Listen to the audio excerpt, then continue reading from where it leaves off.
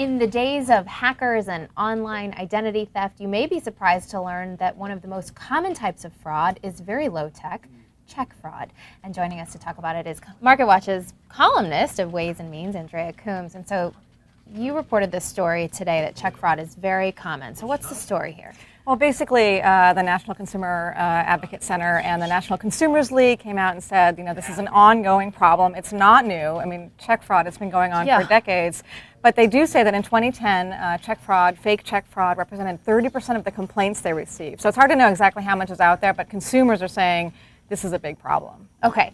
And so what kinds of, when you say check fraud, what exactly does that mean? Basically, what generally is happening is a scammer is sending someone a check and saying, here's some money for you, and I can explain the different scenarios.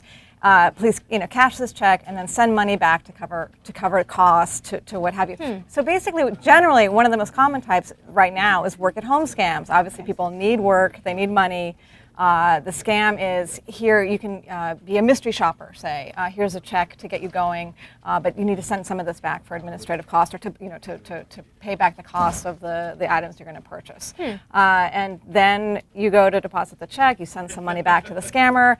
A few weeks later, it turns out that check is a fake, and the scammer's long gone. You owe that money to the bank. You are the bank. You are on the hook for that money. Okay, and that in your story says that particular type of scam is targeting younger people because they're interested in working, but older people are also a target here for a different type of scam. That's right, and that's the lottery, the sweepstakes scam. You've heard about this before. You've won a big prize. Here's your check. It's a part of the money. To get your full prize, cash this check, send us the administrative fee or what have you, and then we'll send you the big check, the real money. So it's basically you have to pay to get your prize, but again, the check is fake. You're sending this cash to the scammer, and then you're on the hook. Not only are you sending this money out to that person, but the money that you deposited, you're on the hook for that in your bank account. So the idea being that in order to get what someone's offering you, they're asking you to pay them as well. Right. So that should be your first warning sign. Exactly. And you went a little bit further in this column today, offering some tips on how to avoid these scams, and I love them because basically the point is don't. Whatever it is they're asking, don't do it. But let's go through a few of them. Well, that is one. If someone says, send me some money back after you cash this check, that's a really big warning flag. And it can happen, say you're on Craigslist and you're buying something, someone sends you a check, it's more than the amount that they owe you, and they're like, oh, I'm sorry, I sent you too much, send me that money back. That check could well be phony. Again, it's the same idea. They're sending you a check and asking you to send money back to them. So it can happen in different scenarios. Wow.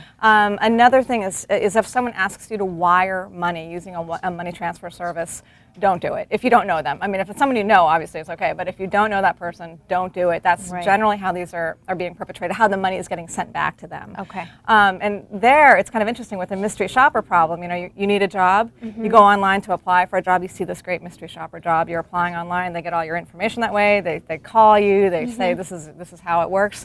Generally, in the scam, one of the types of retail establishments you're evaluating is a wire transfer service. So you go, they're telling you, go to the wire transfer service, send me money, that's how we'll check it out. So, another key sign, if you're wiring money to someone you don't know, that's a bad sign. What is a mystery shopper, by the way? You're sort of, undercover, going into a retail establishment and seeing how the service is, how the products are. You go and buy products. And then you're evaluating that store and its employees. And so basically also your final tip here is if you don't know the person that you're dealing with, then you really want to stay as clear as possible. And exactly, and related to that, familiar company names. I mean, you might see Publishers Clearinghouse. This happened in my own family. It may look very real. It may sound like the company name you know. They are very good at faking the look and feel of a company logo, but it's entirely fake. The check it may look like it's coming from some name you know, but it is not. And the bank won't know that for weeks. Okay, and in that kind of situation, you want to make sure that you do your own private research. Don't call the numbers that are on those materials that come to you if you're concerned at all. That's exactly right. Okay. Call if it's a company that you know, or even if you don't know, but you're concerned. Definitely. I mean, this makes sense in any situation. If you're receiving a check from someone that you don't know, call the company separately. Find the separate number online. Don't use that information. If it's too good to be true, it probably is. That's It's right. good information. Maybe seems very basic, but good to remember and refresh ourselves on. Thanks very much. Thank I've been speaking with Andrea Coombes, and I'm Stacey Delo.